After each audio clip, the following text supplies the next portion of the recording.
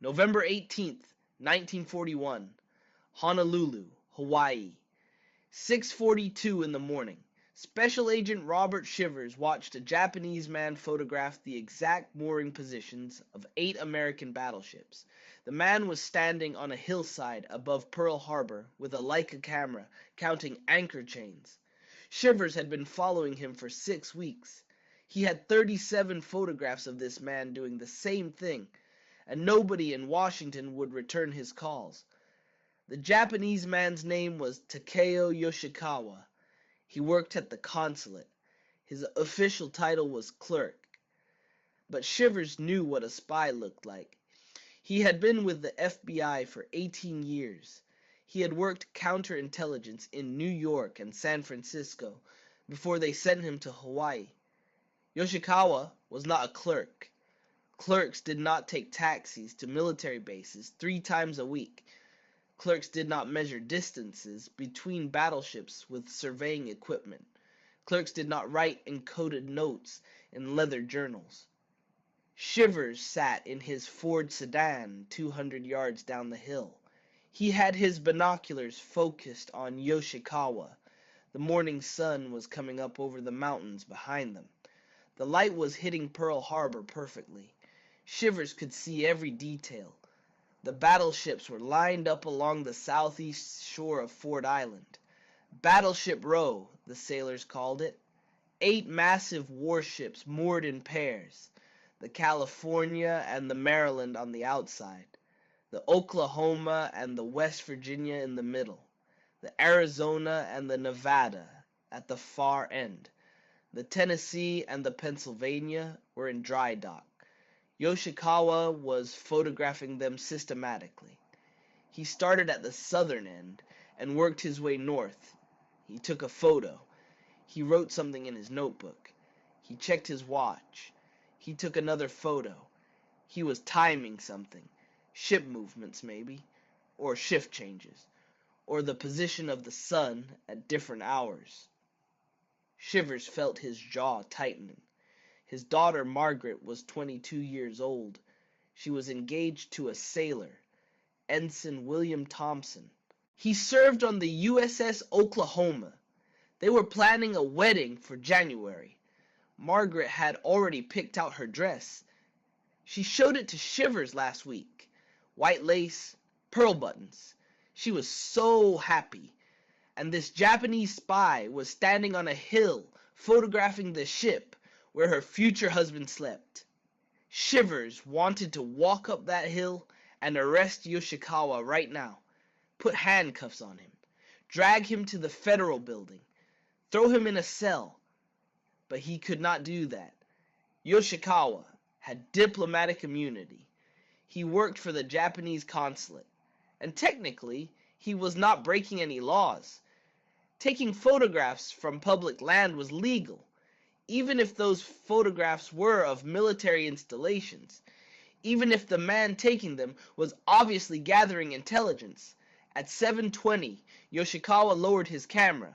He walked back to the yellow taxi that had been waiting for him at the lookout point. Same taxi as always, same driver, license plate 4x782.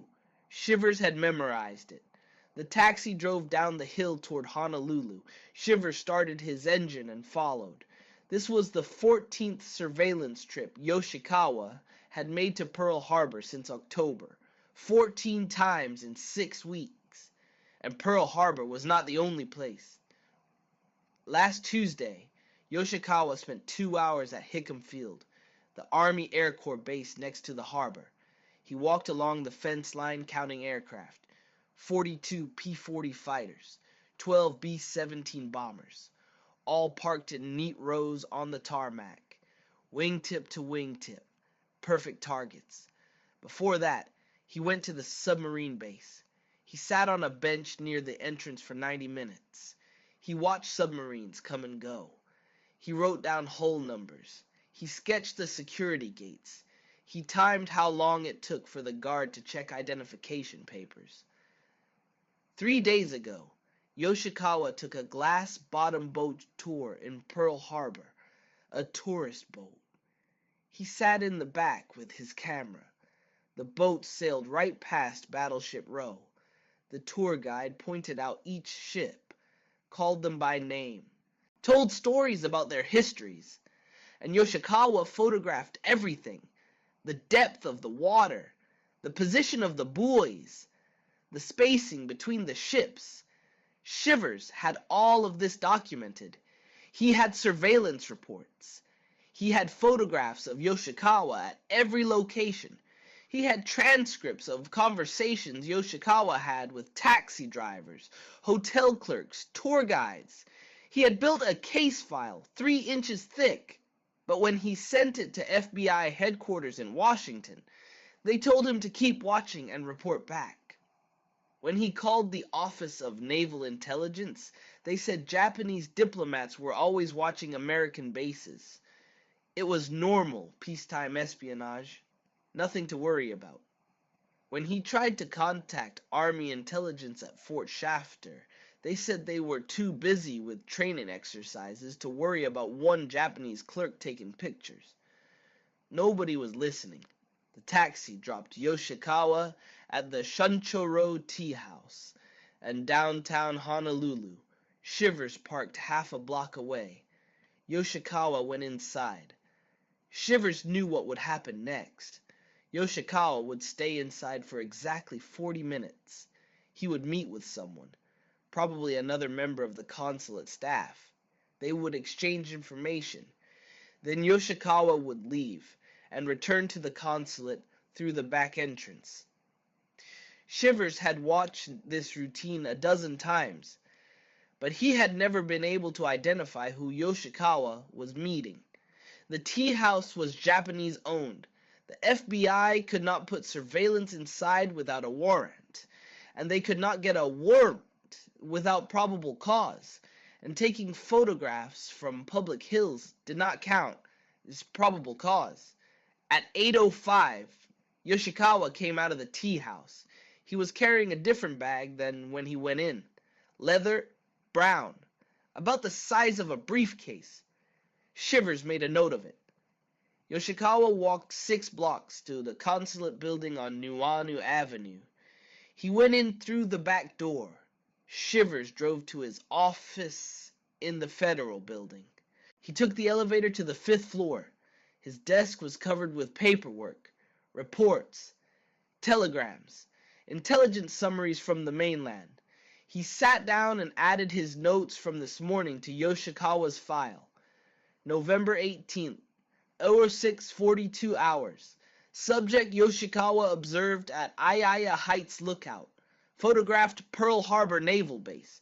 Focused on Battleship Row. Counted ships. Timed movements. Duration 40 minutes. Returned to consulate via Shunchoro Tea House. Possible intelligence exchange.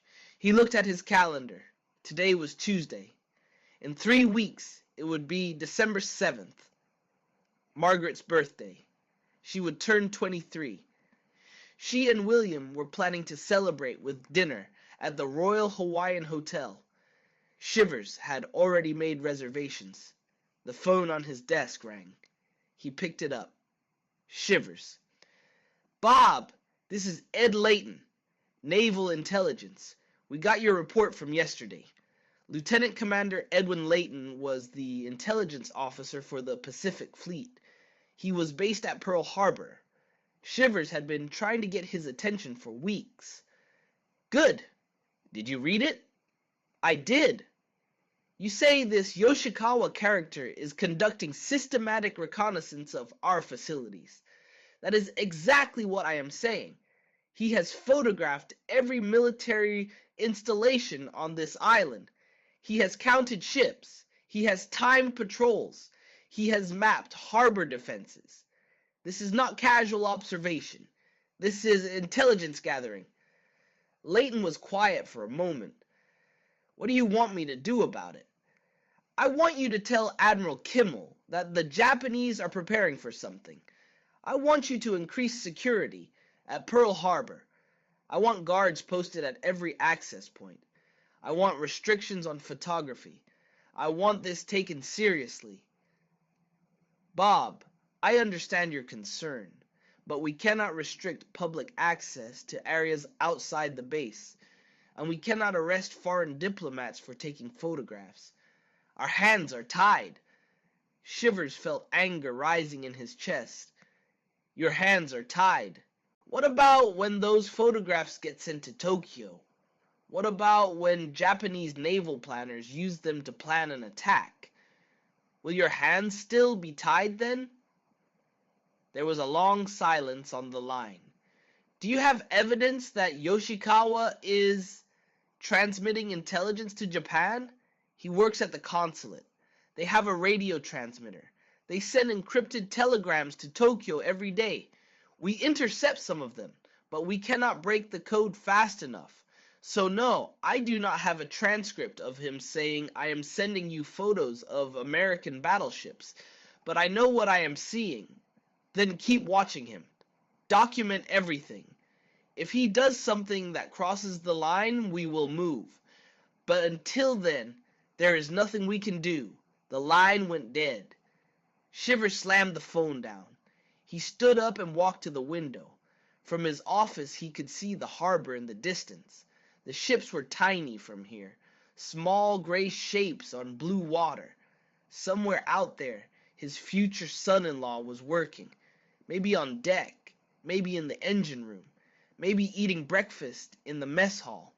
He had no idea that a Japanese spy had just photographed his ship for the 14th time. Shivers made a decision. If Washington would not listen, he would force them to listen. He would increase surveillance. He would tap the consulate phone lines. He would intercept their mail.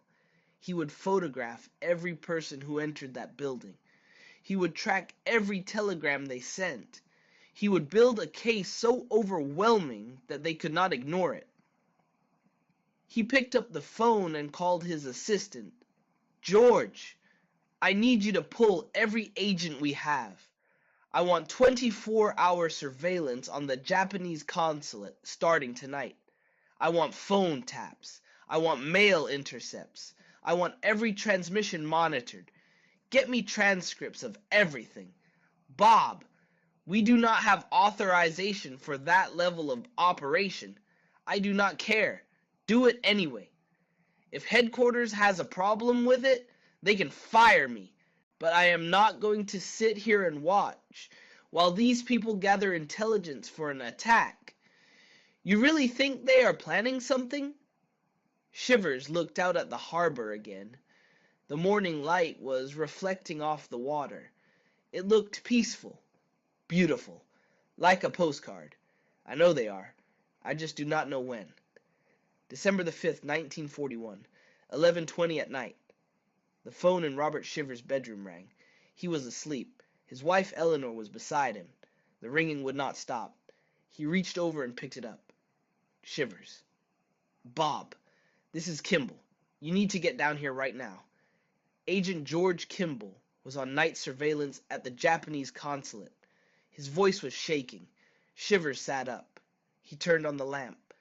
Eleanor stirred but did not wake. What is happening? They are burning everything. The whole courtyard is on fire. I can see smoke from 3 blocks away. Shivers was out of bed. He was pulling on his pants with one hand, holding the phone with the other. How long? 2 hours, maybe more. They brought out file cabinets. They are dumping everything into metal drums. Bob, this is not normal document disposal. This is destruction. Complete destruction. I am coming. Shivers drove through empty Honolulu streets. No traffic, no lights, just darkness and the smell of the ocean. He reached Nuuanu Avenue in 12 minutes. He parked 2 blocks from the consulate. Kimball was waiting in his car. Shivers got in. Show me. Kimball pointed. The consulate building was dark, but the back courtyard glowed orange. Flames reached above the fence line. Black smoke rose into the night sky, thick and chemical. The smell of burning paper filled the car, even with the windows closed. How many people? At least 8. They have been rotating in shifts. bringing out boxes, dumping them, going back for more. Shivers watched. A man came through the back door carrying a cardboard box. He walked to one of the metal drums. He tilted the box. Papers spilled out. Folders. Photographs. They caught fire instantly. The man turned and went back inside. 30 seconds later, another man appeared with another box. They are purging their files. Everything. Personnel records, intelligence reports, communication logs, code books, everything that could identify their network. Kimball's voice was quiet. Why would they do that? Shivers felt ice spreading through his chest, because they do not need them anymore. You burn your intelligence files when the operation is finished, or when it is about to start. You think they are preparing for war. I think we are out of time. At 11:45, a black sedan pulled up to the consulate. The driver got out and opened the rear door. Consul Nagao Kita stepped out. He was wearing a formal suit even at midnight. He walked into the building.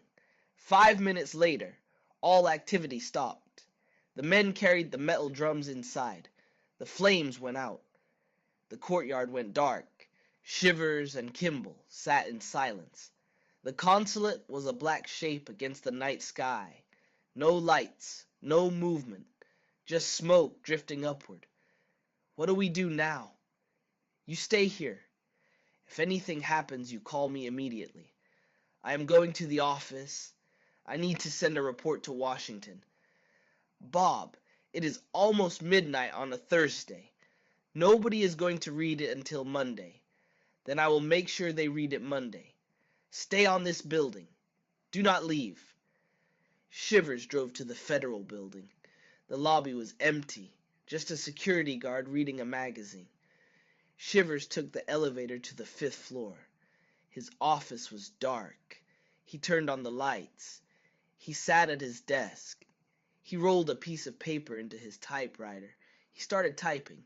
Urgent. December 5th, 1941.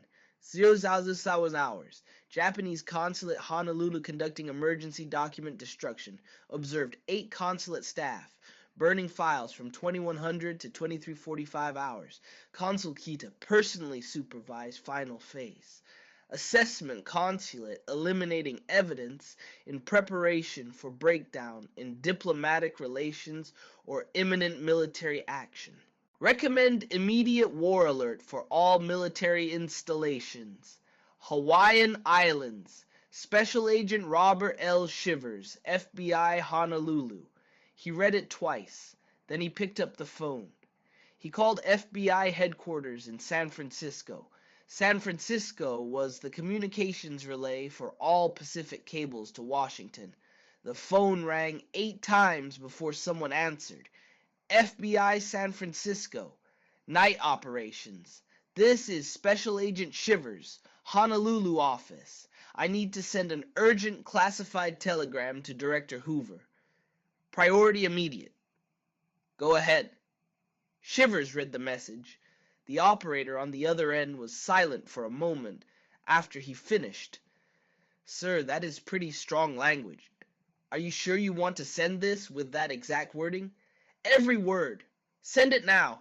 It will go out within the hour. Should reach Washington by 0700 Eastern Time. Shivers hung up. He looked at the clock on his wall. 12:35 in the morning. Friday, December 5th. In Washington, it was 6:35 in the morning. The FBI building would be opening soon. Maybe someone would read his telegram. Maybe someone would finally listen. He went home. He did not sleep. December 6th, Saturday. 7 in the morning. Shivers was back outside the consulate. Agent Tom Fletcher was with him. They sat in the car watching. At 8:15, Yoshikawa came out the front door. He was wearing a dark suit, not his usual tourist clothes. He walked to the corner and raised his hand. A taxi stopped. Follow him. The taxi drove toward downtown. It stopped at the Shuncho Road Tea House on Hotel Street. Yoshikawa went inside. Shivers checked his watch. Normally, Yoshikawa stayed 40 minutes. This time he came out in 12 minutes. He was moving fast. He got back in the same taxi. The taxi headed east, out of downtown, toward Pearl Harbor. He is going to the lookout point. The taxi climbed into the hills above Aya. It stopped at the same overlook Yoshikawa had used 14 times before. He got out. He had his camera, but this time he also had something else, a leather notebook, larger than usual, and what looked like a surveying compass. Shivers and Fletcher parked down the hill out of sight. Shivers grabbed his binoculars. He trained them on Yoshikawa. The spy was not taking his time. He was working systematically. He set up the compass. He took a bearing. He wrote in the notebook. He photographed. He moved 3 feet to the left. He repeated the process. He was creating a firing solution.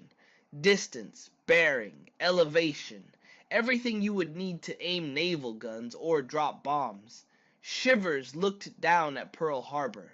Saturday morning. The fleet was in port. He started counting. 9 battleships. The Pennsylvania had come out of dry dock overnight. It was moored next to the Arizona, both of them sitting side by side on the southeast side of Ford Island. The Oklahoma and the West Virginia, the California and the Maryland, the Tennessee and the Nevada, all of them lined up perfectly. He kept counting. 17 cruisers, 30 destroyers, 4 submarines, auxiliary vessels, oilers, tenders, supply ships. The entire Pacific Fleet was in Pearl Harbor, concentrated in one location, stationary, undefended, perfect targets. Yoshikawa spent 18 minutes at the lookout. Then he got back in the taxi. The taxi took him straight to the consulate. He went in through the back door. He did not come out. At 3 in the afternoon, Shivers got a call from the Army Signal Corps intercept station at Fort Shafter. They had picked up a burst of radio traffic from the Japanese consulate. Multiple encrypted telegrams sent to Tokyo in rapid sequence. More traffic in 1 hour than they normally saw in a week. Can you decode them? We are trying, but it is a new cipher.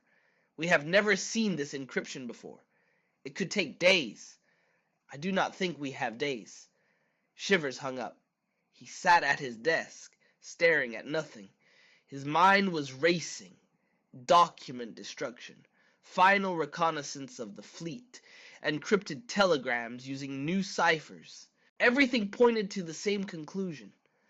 The Japanese were preparing for an attack, and they were running out of time to stop it. At 6 goes, his daughter Margaret called. "Daddy, are you coming home for dinner? William is here. Mom made pot roast." "I am sorry, sweetheart. I have to work late. Tell your mother to start without me. You promised you would be home. It is Saturday. I know. Something came up. I will make it up to you. Is everything okay? You sound stressed." Shivers looked out his window. He could see the consulate building 6 blocks away. Lights were on in every room. Shadows moving behind the curtains. Everything is fine. "Tell William I said hello. I will see both of you tomorrow for your birthday dinner." He hung up. He had lied to his daughter. He lied because he did not want to scare her. Because if he told her what he really thought, she would ask questions he could not answer. Like, why is nobody doing anything? Like, why is the fleet still sitting in the harbor? Like, is William safe? At 9:30 that night, the consulate started burning documents again. This time it was even more intense. They were not being careful. They were not trying to hide it. They brought out entire filing cabinets. They dumped drawer after drawer into the fires. The flames were 8 feet high. Sparks rose into the night sky. The smoke was so thick it blocked out the street lights. Shivers called San Francisco again. He sent another urgent telegram. Consulate conducting second consecutive night of document destruction. Intensity increasing. All indicators point to imminent Japanese military action. Request immediate orders from Washington. No response came. December 7th, Sunday, 4:15 in the morning. Shivers had not gone home. He was still in his car outside the consulate. The fires had stopped around 2, so the building was dark now, silent, empty, like a house where everyone had already left. He felt sick. He had been awake for almost 30 hours. His eyes burned. His head pounded. His hand shook when he tried to hold his coffee cup. But he could not leave. Not now. Not when everything was pointing toward something catastrophic. At 5:30, he drove back to his office. He sat at his desk. He pulled out a fresh piece of paper. He was going to write one more telegram. This one would be different. No diplomatic hedging. No careful language. Just the truth. He started typing. Urgent to Director Hoover and Secretary of War Stimson. Japanese Consulate Honolulu has conducted systematic intelligence operation against Pearl Harbor. Naval base for 6 weeks. Agent Yoshikawa has photographed all vessels, counted aircraft, mapped harbor defenses, timed ship movements, measured distances between mooring points. Consulate has destroyed all files over 48 hours, sent multiple encrypted transmissions to Tokyo using unknown cipher. This is final preparation before attack. Assessment: Japanese military action against Hawaii. Imminent. Possibly within 24 hours. Recommend immediate war alert. Recommend fleet dispersal. Recommend increased air patrols. Time is critical. Special Agent Robert L. Shivers. He read it 3 times. His hands were shaking. This was his career. If he was wrong, if he sent this message and nothing happened, he would be finished, discredited, laughed out of the bureau. But if he was right and he said nothing, thousands of men would die. He picked up the phone. He called San Francisco. FBI San Francisco. This is Shivers in Honolulu. I need to send an urgent telegram. Highest priority. Classification immediate. Go ahead. He read the message. The operator was silent when he finished. Sir, are you absolutely certain about this assessment? Send it. Now. This will go directly to Director Hoover's desk. And to the Secretary of War. You understand that? I understand. Send it. It will go out at 0600. Should reach Washington by noon Eastern Time. Shivers hung up. He looked at the clock. 5:47. His telegram would reach Washington in 6 hours. Maybe someone would read it. Maybe someone would pick up the phone and call Admiral Kimmel. Maybe they would order the fleet to sea. Maybe they would scramble the fighters at Hickam Field. Maybe. At 6:30, the phone on his desk rang. He grabbed it. Shivers. Bob, this is Lieutenant Hoskins at Fort Shafter. Signal intercept. We decoded one of the telegrams from the consulate. Shivers sat forward. What does it say? It is addressed to Naval Intelligence Tokyo. Sent yesterday at 1400 hours. The message reads, quote, Observation December 6th. All battleships present. 9 capital ships moored Ford Island. No unusual activity. Sunday ideal. End quote. Shivers felt his blood turn to ice. Read that last part again. Sunday ideal. What does that mean? It means they are telling Tokyo that Sunday is the perfect day to attack. All the ships are in port. No one is expecting anything. Ideal conditions. Did you send this to Admiral Kimmel? We sent it to Pacific Fleet Intelligence. I do not know if it reached the Admiral. Who did you send it to? Lieutenant Commander Layton. But sir, it is Sunday morning. He might not be in his office. Find him. Find him right now. Get this message to Admiral Kimmel immediately. I will try. Do not try. Do it. Shivers slammed the phone down. He stood up. His heart was hammering. Sunday ideal. The Japanese had just told Tokyo that today was the perfect day to attack Pearl Harbor, and somewhere in the intelligence bureaucracy, that message was sitting in someone's inbox while they slept in on Sunday morning. He grabbed the phone again. He called the Pacific Fleet headquarters at Pearl Harbor. A junior officer answered. "This is Special Agent Shivers, FBI. I need to speak to Admiral Kimmel immediately." "Sir, the Admiral is not available. It is Sunday morning. This is an emergency. Get him on the phone." "I cannot do that, sir. What is this regarding?" "National security. Get me someone senior. Now." There was a long pause. "Hold, please." Shivers waited. He could hear his own heartbeat. Come on, pick up the phone." A new voice came on the line. "This is Captain Delaney, duty officer. What is the emergency?" "Captain, my name is Robert Shivers. I am the special agent in charge of the FBI in Honolulu.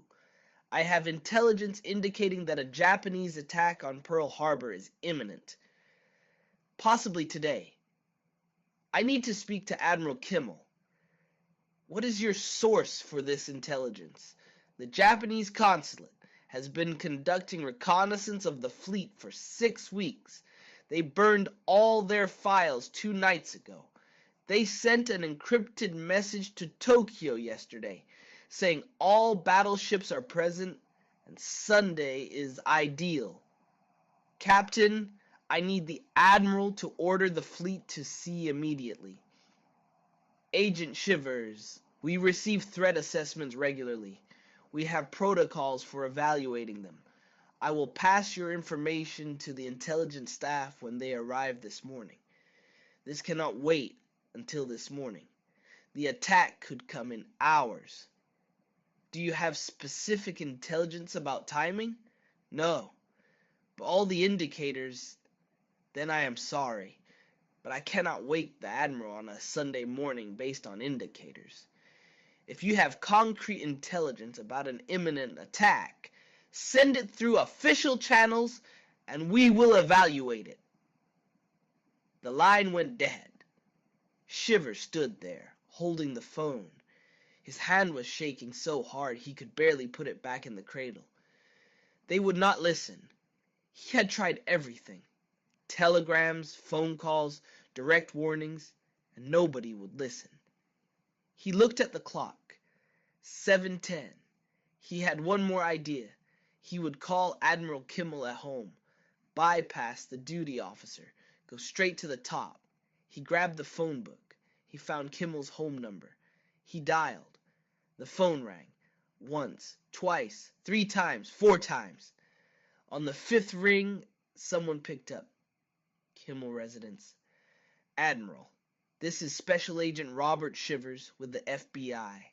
"Sir, I apologize for calling your home, but this is urgent. I have intelligence that indicates—" "This is not the Admiral. This is Commander Kurtz, his aide. The Admiral is at breakfast.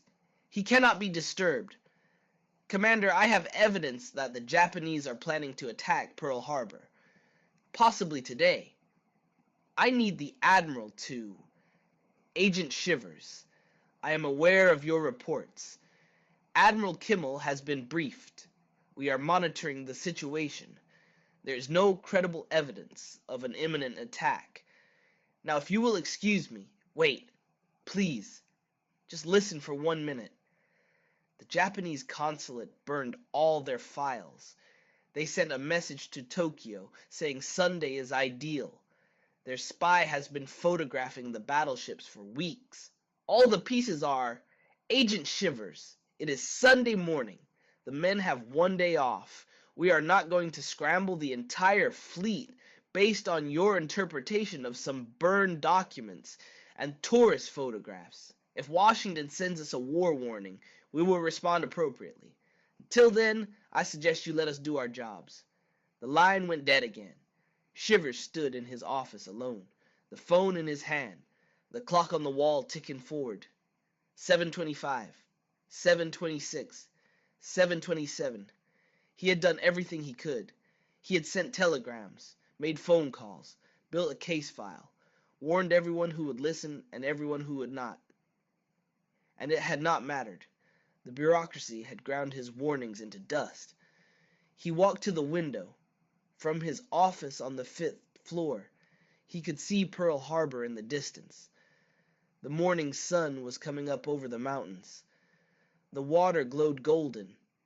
The battleships were tiny shapes on the horizon, peaceful, beautiful, like something from a painting. Somewhere down there, Ensign William Thompson was probably awake by now, maybe eating breakfast in the mess hall of the USS Oklahoma, maybe writing a letter to Margaret, maybe polishing his shoes for church services. In a few hours, he would get dressed in his service uniform. He would take the ferry to Honolulu. He would meet Margaret and her parents at the Royal Hawaiian Hotel for her birthday dinner. They would eat cake. They would laugh. They would talk about the wedding in January. He had no idea what was coming. Shivers checked his watch. 7:40. In Washington, it was 1:40 in the afternoon. His telegram had reached FBI headquarters over an hour ago. Maybe someone was reading it right now. Maybe they were picking up the phone to call the War Department. Maybe orders were being typed.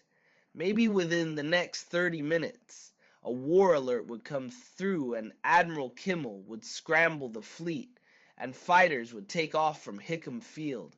And this would all turn out to be a false alarm, and he would look like a fool, and he did not care, because everyone would be safe. Maybe. The phone on his desk rang. He nearly jumped. He grabbed it. Shivers. "Bob, this is Kimball. I am still at the consulate. The whole building is empty. No cars, no lights. Everyone is gone. Gone where? I do not know. But there is nobody here. It is like they all left in the middle of the night. Stay there. Let me know if anyone comes back." Shivers hung up. An empty consulate. All the staff gone. That was not normal.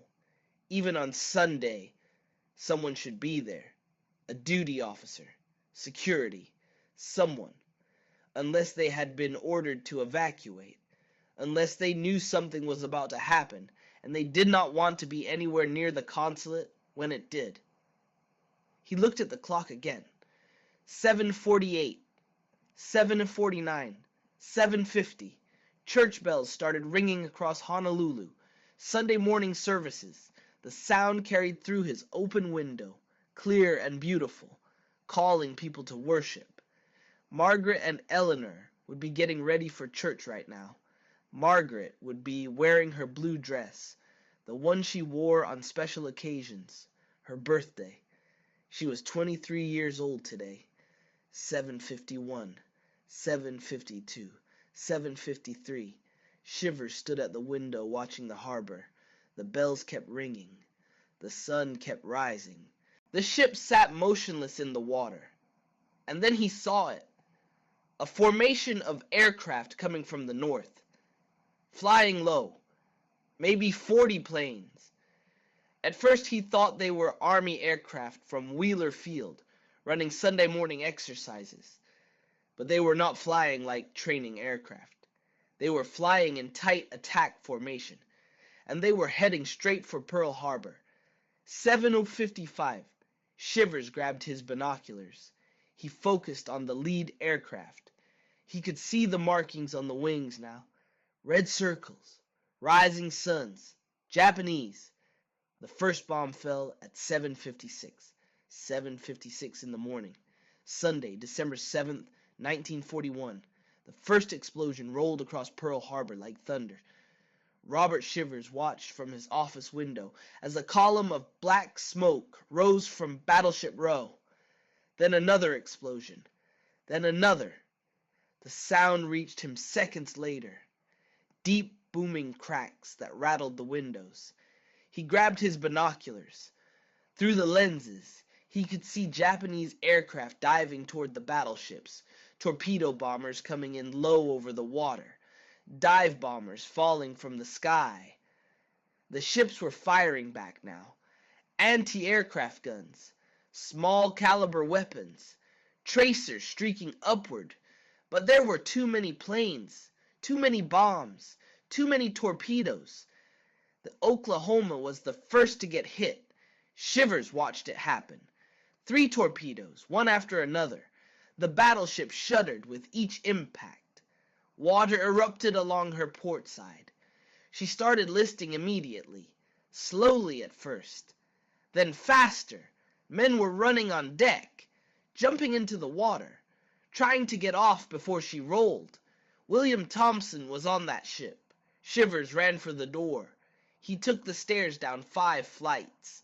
His legs were shaking. His heart was hammering. He burst out of the Federal Building onto the street. People were standing outside staring toward the harbor. They could all see the smoke now, hear the explosions. Some of them thought it was a drill, a very realistic drill. They were pointing, taking photographs. Shivers ran to his car. He started the engine. He drove toward Pearl Harbor. Traffic was already starting to build. Other cars heading the same direction. Military personnel rushing to their posts. Civilians trying to get to family members. The roads were chaos. He made it 2 miles before the military police set up a roadblock. No civilians allowed past this point. Shivers showed his FBI credentials. They let him through. He drove another mile, then another roadblock. This time, they would not let him pass. The base was under attack. No exceptions. Orders from Admiral Kimmel. Shivers parked his car on the side of the road. He got out. He could see the harbor from here. The Oklahoma had rolled completely over. Her hull was pointing at the sky. Men were standing on the upturned bottom trying to cut through the steel to reach sailors trapped inside. He could hear them hammering. The sound carried across the water. Metal on metal. Desperate. Futile. 900 men were on that ship. How many were still alive inside the hull? How many were drowning in the dark? Was William Thompson one of them? Shivers stood there watching. He could not move, could not think. The Arizona exploded. A bomb hit her forward magazine. The entire front of the ship erupted in a fireball. The blast was so massive, it lifted the bow out of the water. Debris rained down across the harbor. The smoke column rose 1,000 feet into the sky. More planes kept coming, wave after wave. Torpedo bombers, dive bombers, fighters strafing anything that moved. The harbor was on fire, oil burning on the water, ships sinking, men dying, and Shivers stood on the side of the road watching it happen. He had warned them. He had sent telegrams, made phone calls, built a case file. He had done everything except physically shake Admiral Kimmel and force him to listen. And it had not been enough. At Tenny, the attack ended. The Japanese planes disappeared to the north. The harbor was silent, except for the fires, the smoke, the screaming. Shivers drove back to Honolulu. He had to find Margaret. He had to tell her before she heard it from someone else. He drove to his house. Eleanor was standing in the front yard. She was crying. She had heard the explosions, seen the smoke. She knew. Where is Margaret? She went to the harbor. She took the car. She is trying to find William. Shivers got back in his car. He drove toward Pearl Harbor again. The roads were even worse now. Ambulances, fire trucks, military convoys. He abandoned his car and walked. He showed his credentials at every checkpoint. He made it to the harbor gate. Margaret was there, standing outside the fence with hundreds of other women, wives, mothers, daughters, all of them waiting for news. Margaret saw him. She ran to him. "Daddy, have you heard anything? Is William okay? Nobody will tell me anything." He held her. He did not know what to say. He did not have answers. The Navy was still counting casualties, identifying bodies, searching for survivors. It would be hours before they had any information. They stood together at the fence, waiting. At 2 in the afternoon, a Navy chaplain came out. He had a list. He started reading names, men who were confirmed dead. The families crowded around him. Margaret was holding Shivers' hand, squeezing so hard it hurt. The chaplain read 20 names, then 30, then 50. He got to the T section. Ensign William James Thompson, USS Oklahoma. Margaret made a sound, not a scream, something worse. A broken noise that came from somewhere deep inside her. Her knees buckled. Shivers caught her before she fell. He held her while she sobbed, while her whole future collapsed. The wedding that would never happen, the children she would never have, the life she had planned erased in one sentence. Ensign William James Thompson, USS Oklahoma. At 4 sunned, Shivers took Margaret home. Eleanor was waiting. She held their daughter while Shivers stood in the living room, feeling nothing, numb, empty, hollowed out. The phone rang. He picked it up. Shivers. Bob, this is San Francisco. We have a response to your telegram from this morning. Shivers looked at the clock. 4:15. His telegram had been sent at 6 now. It had reached Washington at noon Eastern Time. That was 6:30 Hawaii time. The attack had started at 7:55. What does it say? Director Hoover wants more information. He is requesting a detailed follow-up report with sources and corroboration. He wants it by end of business tomorrow. Shivers hung up without saying anything. His telegram had reached Washington 90 minutes before the attack. 90 minutes. Time enough to send a war alert. Time enough to scramble fighters. Time enough to get the ships out of the harbor. Time enough to save William Thompson and 1,200 other men who died that morning. But instead, his telegram sat on someone's desk while they debated whether it needed corroboration, while they followed protocols, while they covered their asses. And now Director Hoover wanted a detailed follow-up report. Shivers walked into his study. He opened his desk drawer. He pulled out the file marked Japanese Consulate Activities, 3 inches thick. Surveillance reports, photographs, transcripts, everything he had collected over 6 weeks, all the evidence he had sent to Washington, all the warnings they had ignored. He pulled out the carbon copy of his final telegram, the one he sent at 6 o'clock that morning. He read it again. Assessment. Japanese military action against Hawaii imminent, possibly within 24 hours. He had been off by 24 hours. The attack came in 2 hours, not 24. But he had been right about everything else, and it had not mattered. He folded the telegram and put it in his wallet. He would keep it there for the rest of his life. December 8th, Monday morning. America declared war on Japan. Shivers went back to work. The FBI arrested every Japanese consulate employee they could find. Consul Kida, Yoshikawa, everyone. They seized all remaining documents, interrogated everyone, built cases for espionage trials. Yoshikawa admitted everything. He was a Japanese naval intelligence officer.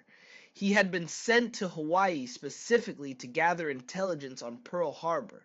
He had photographed the ships, counted aircraft, mapped defenses, sent detailed reports to Tokyo. Everything Shivers had suspected was true. The trial was classified. No press, no public record. Yoshikawa was held as a prisoner of war. After the war ended, he was repatriated to Japan. He lived until 1993. He gave interviews, wrote a memoir. He was proud of his work. He said he helped plan one of the greatest military victories in Japanese history. He never knew that an FBI agent named Robert Shivers had been following him for 6 weeks. Never knew that Shivers had sent urgent warnings to Washington. Never knew that those warnings had been ignored. Robert Shivers stayed in Hawaii for the rest of the war. He ran FBI operations across the Pacific. He was promoted, decorated, praised for his work. But he never talked about December 7th, never mentioned the telegrams he sent, never told anyone that he had tried to warn them. In 1943, the FBI conducted an internal investigation into intelligence failures before Pearl Harbor. They interviewed Shivers. They asked him what he knew and when he knew it. He gave them his files, showed them his surveillance reports, his telegrams, his phone logs, everything. The investigation concluded that Shivers had performed his duties appropriately, that he had reported his findings through proper channels, that the failure was not his. But Shivers knew better. He could have done more. He could have gone to the newspapers, gone public, forced someone to listen. Instead, he followed the rules, sent his telegrams, made his phone calls, trusted the system to work, and William Thompson died because of it. Margaret never married. She lived with her parents until Eleanor died in 1959. Then she lived alone. She worked as a school teacher in Honolulu. She never talked about William, never mentioned the wedding that did not happen. She kept his photograph on her nightstand until the day she died in 1987. Robert Shivers retired from the FBI in 1964. He moved to California. He lived quietly. He gave no interviews, wrote no memoirs. When historians asked him about Pearl Harbor, he said he had nothing to add to the official record. He died in 1978 at age 83. His obituary mentioned his long career with the FBI, his service during World War II, his decorations and commendations. It did not mention that he tried to stop Pearl Harbor and failed. After he died, his son found the telegram in his father's wallet, the carbon copy from December 7th, 1941, folded and refolded so many times the creases had worn through, the words barely legible. Assessment: Japanese military action against Hawaii imminent. His son donated it to the National Archives. It sits there now in a file marked Pearl Harbor Intelligence Failures. One piece of paper among thousands, evidence that someone knew, someone warned, someone tried, and nobody listened.